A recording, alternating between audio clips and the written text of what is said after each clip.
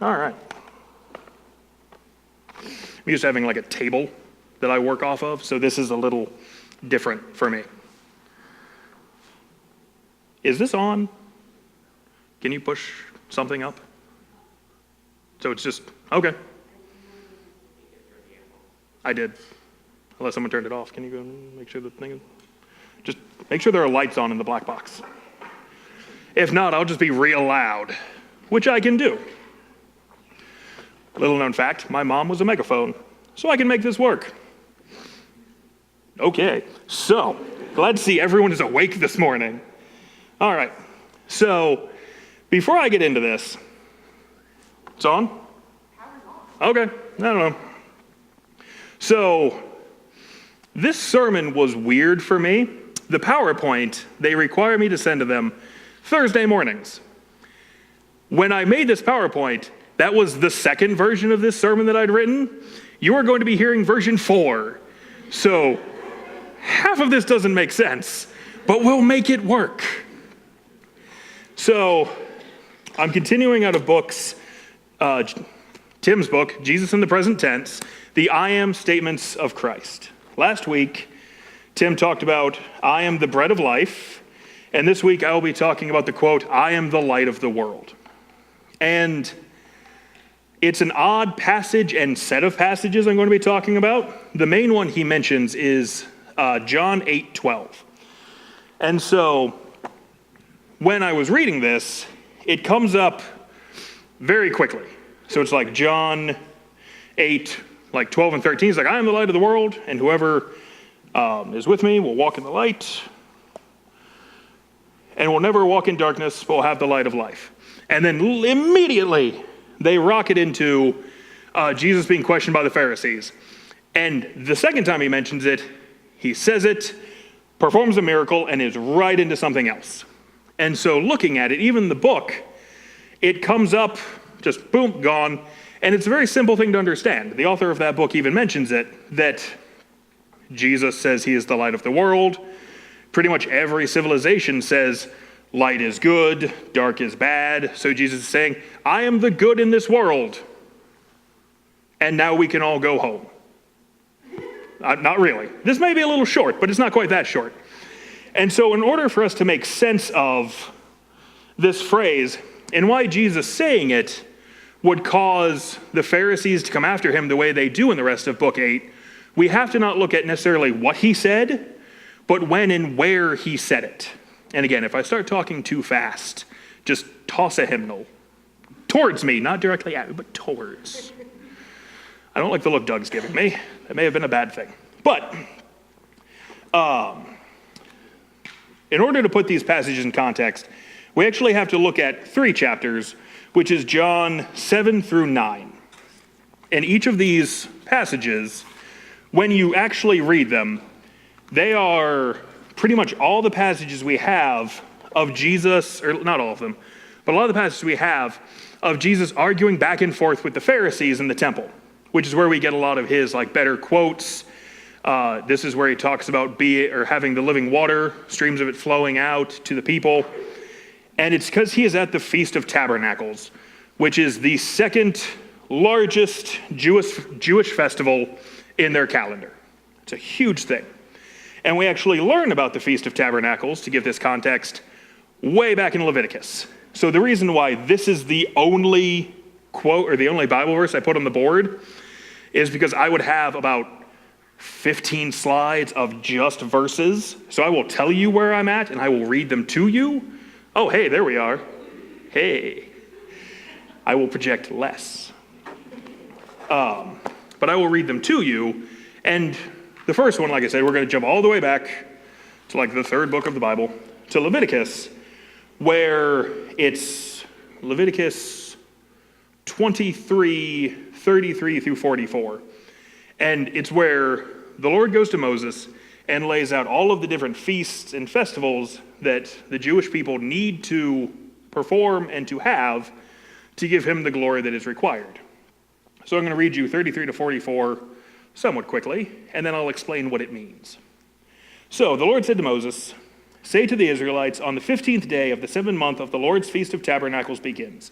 and it lasts for 7 days. The first day is a sacred assembly. Do no regular work. For 7 days, present offerings made to the Lord by fire, and on the 8th day, hold a sacred assembly and present an offering made to the Lord by fire. It is the closing assembly. Do no regular work. These are the Lord's appointed feast, which you are to proclaim as sacred assemblies for bringing offerings made to the Lord by fire. The burnt offerings and grain offerings, sacrifices of drink offerings required for each day. These offerings are in addition to those for the Lord's Sabbaths, and in addition to your gifts and whatever you have vowed, and all the freewill offerings you give to the Lord. I'm going to skip over a small part that just talks about what the precise offerings need to be and more of the timing, to jump down to live in booths for 7 days. All native-born Israelites are to live in booths, so your descendants will know that I had the Israelites live in booths when I brought them out of Egypt. I am the Lord your God. So Moses announced to the Israelites the appointed feasts of the Lord. So the Feast of Tabernacles, it is the last given feast that they had to observe out of this part of Leviticus. And it starts, like I said, in John chapter 7. So all of Jesus' friends and disciples and his entourage, as we'll call it, are hanging out in Galilee. And Jesus, at this point, has avoided going to Judea because all of the Jews in Judea wanted to kill him, which personally is an excellent excuse for avoiding a place. I personally also avoid places where people want to kill me. You know, makes sense. So, they're like, the Feast of Tabernacles is coming, we should go. And, you know, no one who wants to become a public figure acts in secret. You should go to the Feast of Tabernacles, do all the stuff, and let people know that you are the Christ. And Jesus, I'm assuming, did that thing where he's like, I've told you before, if you were listening, and tells the disciples that he's not going to go because it's not time yet. And he is going to wait and appear to the people when the time is correct. So at the beginning of 7, all of them go, and as Jesus does, he waits 3 days and then shows up at the festival in secret. And so he wanders in, goes to the temple after looking around, and begins to preach. And when we look at originally what the festival was, which was a handful of offerings, 1 day a week, a big assembly, which is, based on what my research said the assemblies were, think of, who here ever went to like a revival in either like a tent or the Tabernacle in Findlay? It's down by the Cooper plant. Anyone go to those? It was a big Nazarene thing. Just me. Good to know. Huge room. You get about 300 or 400 people in there. There's an organ they drag in off a truck once a year. They play it. Everyone sings. There's like meals everyone eats together. It's a huge, big fellowship thing. The place smells like moths. It was a huge part of my childhood. Partially because my dad was caretaker of the property and I had to go, so I made the best of it. But this is what these assemblies were. There was one on either end. They go and they hold these feasts. And all of the people in Judea who were Jewish lived in booths, which I also had to look up what those are, because it's not like they were living in a snack stand. They would go to the roofs of their houses and build little grass top huts out of sticks and pieces of wood they could find, which is what their ancestors had done in the desert after fleeing Egypt. And this is something I think we should bring back as modern Christians. For 1 week a year in late September, when the weather is, good for camping, said no one, you go up on your roof and you live in a little stick hut and you sleep there and you don't use the rest of your house. Who's game? Okay, we have a handful of people. So your wife does not look at all excited about that idea, so maybe no. But yeah, so that's originally, all this festival was 2 big meetings, kind of party things, and sleeping on your roof in a little wooden and grass hut. I looked it up. Leviticus was written sometime between 1440 and 1400 BC. So for the sake of simplicity, I put the number down as 1420. Jesus would have attended this assembly sometime in the period when he had actually started doing his ministry. So I shot, again in the middle, for about 33 AD. So the time between when Moses was given this festival and when Jesus showed up was about 1,453 years, which is a long time. And as we know, over time, we change things. There are very few holidays we have now that if you went back even 100 years, would even closely resemble what they were back then. Even Christmas is different. If you look back, go back 100 years, Santa Claus, actually no, it's a little bit more, because time has changed. 14 or 120 years. Santa Claus wore green. There wasn't a lot of white fluff. He had pine boughs on him. We get the white Santa suit and or red Santa suit with the white cuffs from the Coca-Cola company. Legitimately, that's where that art showed up. So all our Christmas traditions come from Coke. Awesome. But things have changed very quickly. And so over the course of these almost 1,500 years, the Feast of Tabernacles is now different. And one of the biggest changes is it no longer was just those things. Every morning, they would go to the pool of Siloam, and they would get these big jugs of water. And the priest would carry them ceremoniously to the western edge of the altar and dump them out. And the water would flow from the temple to show the water that the Lord had granted the Israelites when they were trapped in the desert. And the biggest part of it is in the court of women, which was at one end of the temple. They erected 4 75-foot tall oil-powered lamps. To put this in context, I am 6 foot 5.5 feet tall. 75 feet is roughly 11 of me stacked on top, and then just coming off the shins and just put those up there. That's about 75 feet. 4 of them lit at the same time. It not only lit the temple, but they said that you could see it from all over the city.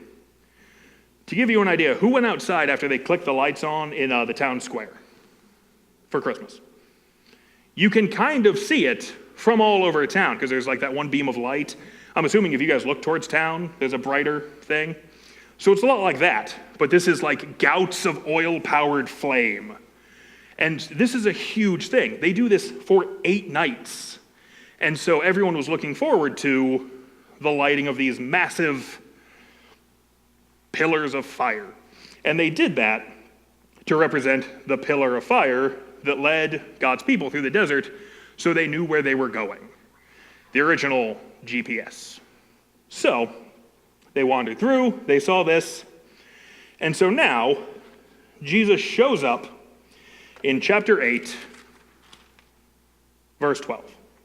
And he says, when Jesus spoke again to the people, because first day he shows up, talks, the Pharisees argue with him, he's like, enough, goes, comes back, and he says, when Jesus spoke again to the people, he said, I am the light of the world.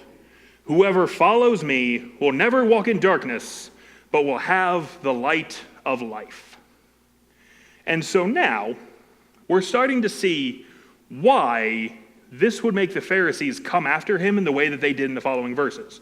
Because they then say, who are you to give this testimony when only you can give it? Because back then, by Jewish law, you had to have 2 people, yourself and a witness. And so Jesus comes in, he's like, I am the light of life. And so these giant pillars of fire that I keep coming back to not only represented the fire that guided them through the desert, but God's promise of sending them a light and a savior to lead them to fulfill the laws and the prophecies. So literally, he is in the temple, huge lights outside, and Jesus is walking in and being like, hey, see all these lights? All these things that you guys love and have used for 1,400 years? Don't matter. This guy right here, the light. And clearly, the Pharisees were like, excuse me? And you are who? And just to put it in context, imagine if we were up here, Tim's talking, I'm talking, someone's up here, and someone just walks in the back door, just that's garbage, that's garbage, that's garbage, that's garbage. Everything you guys are doing in church is garbage. This right here is what you need to worship the Lord. There'd be a riot. I don't care, everyone's like, well, no, with a Christian heart, hymnals would be thrown because someone's coming in and making serious accusations about the way you worship. And so Jesus walks in and he's like, look, everything you've been doing, fulfilled. And so we get from this passage, by looking at it like that, Jesus is the light of the world. We have this light in our lives. And when he walked in, he didn't necessarily say, everything you're doing is garbage, but he did say, your context, your meaning, no longer matters. I am the context and the meaning that you need for all of these things to actually work. And as I said, people got mad. He argued with the Pharisees. And on that day, it actually ends chapter 8 with, I tell you the truth, Jesus answered, before Abraham was born, I am. And at this, they picked up stones to stone him, but Jesus hid himself, slipping away from the temple grounds. So he's like, things are getting hostile, I'm out, and then left. And so the next time we see him, chapter 9, Jesus heals a man born blind. I'm going to read you the first part of this one because it's the second time we hear him refer to himself as the light of the world. As he went along, he saw a man blind from birth. His disciples asked him, Rabbi, who sinned, this man or his parents, that he was born blind? Neither this man nor his parents sinned, said Jesus, but this happened so that the work of the Lord might be displayed in his life. As long as it is day, we must do the work of him who sent me.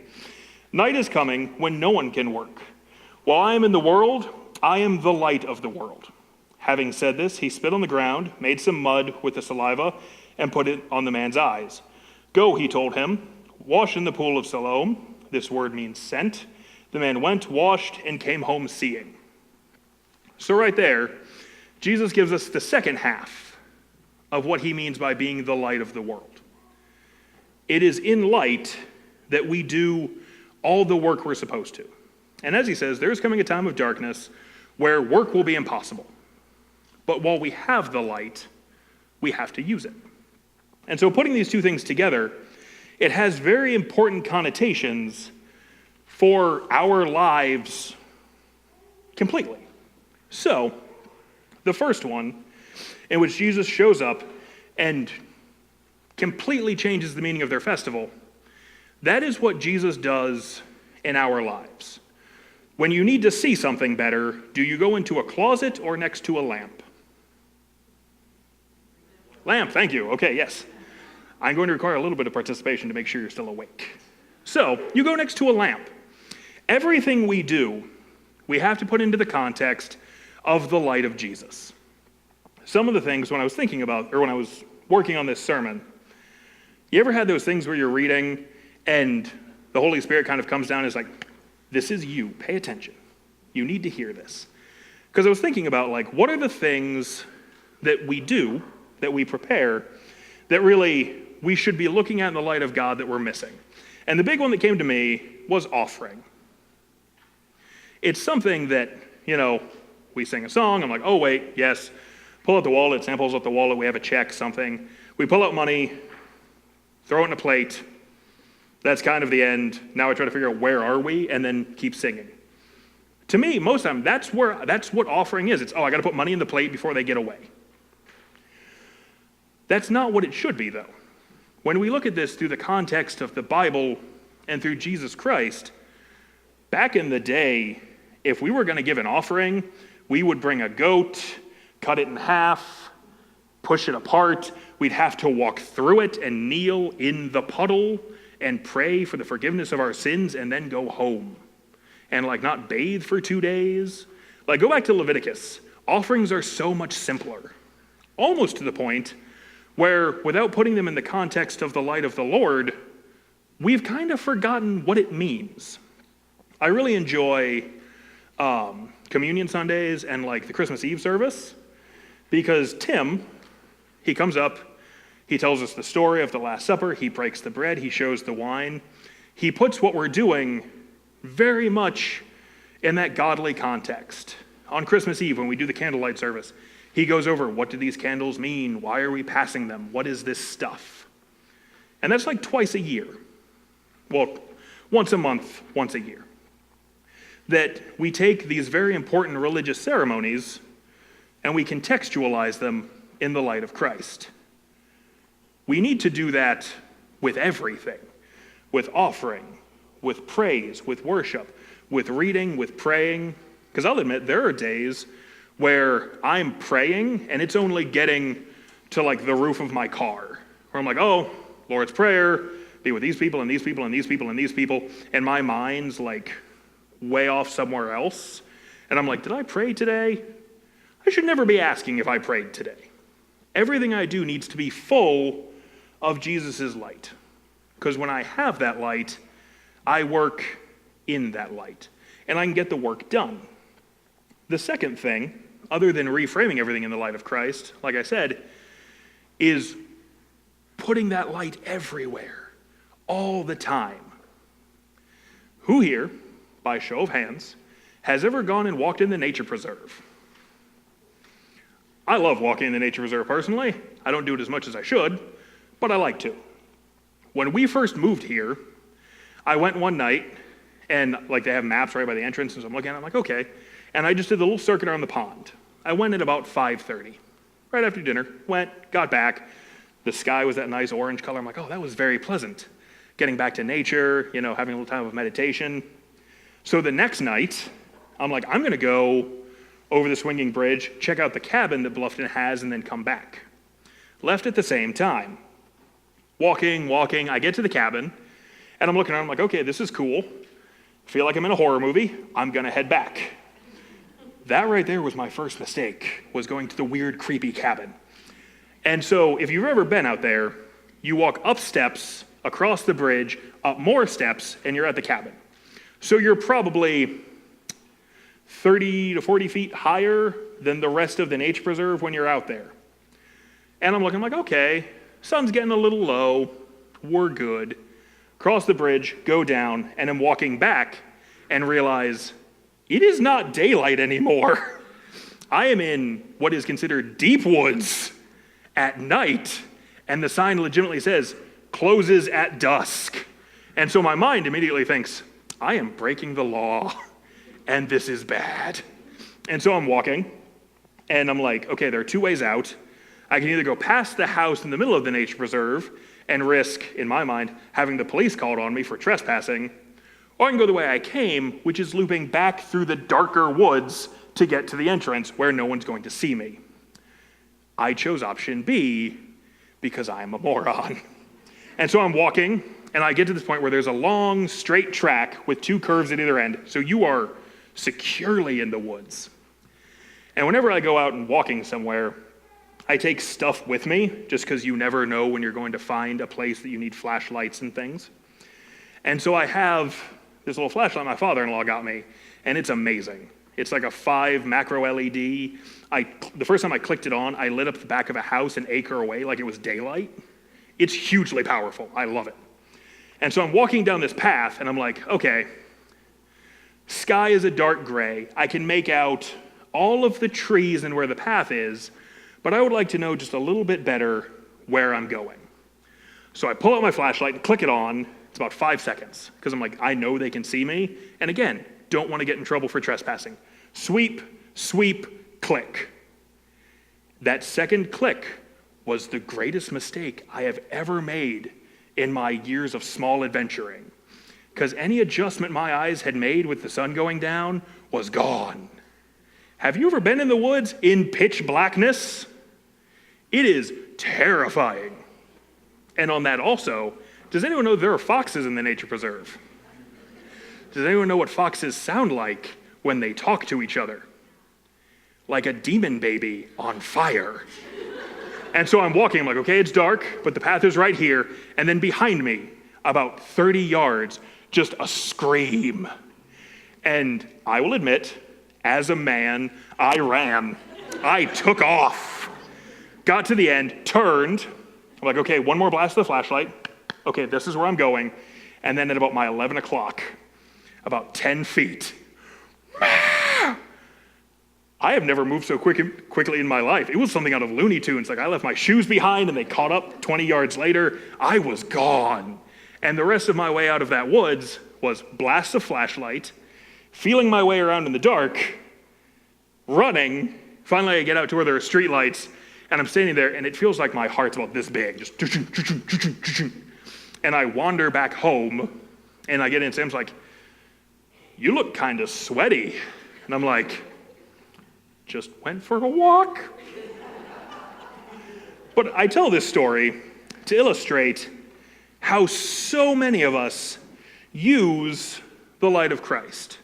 While we use it to illuminate very specific things like offering, like worship, like this, we're doing it on Sundays, on Advent, on Easter, on weddings, funerals, these little things.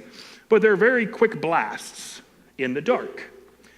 And in order for us to truly have light in the world and use the light of the world, we have to have that light on all the time. And so we shouldn't just use Jesus to add a more holy context to prayer, to offering, to reading our Bibles. It should be everything that we do. It doesn't matter if you're, going to work. You should view work through a godly context. I'm lucky enough that I have a career working with teenagers. And yes, I do call that lucky for some reason. But to me, that's a calling, and I get to be the light to some of these kids. In some cases, if you don't feel like you have a career, you have a job. You have a job. You can be someone to a coworker who's maybe you see having a bad day. Go up, "Hey, how are you? Need to talk about anything?" Be forefront with people. Pat sang a song on Christmas Eve that's kind of stuck with me, where he talks about how we do so many godly and light-filled things in December, but how come we don't, how come no one rings a bell outside the mall in June? How come we see homeless shelters and other places in December get huge amounts of stuff from churches, from church-going people, that they then have to make stretch until July, August? Everything we do every day, we should be walking in the light of God, because while we have the light at our disposal, which is all the time, we should be doing the work of the light and in the light. And again, not perfect, struggle to do with this, but it's something that we should aim to do. We should always have our flashlights out, attempting to not only use the light for ourselves, but for other people. And so, in true teacher-ish fashion, I'm going to give you a homework assignment. It will not be graded now. It will be graded at the gates of heaven. Okay, that was maybe a bit heavy. Let's not go quite that far. But still, it's a homework assignment. I want you guys to, as you go through your lives this week and next week and, until I see you all again, which would be next week,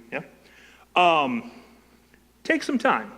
Think, am I carrying the light of the Lord in everything that I do? And what are some things that maybe I can shine it more into?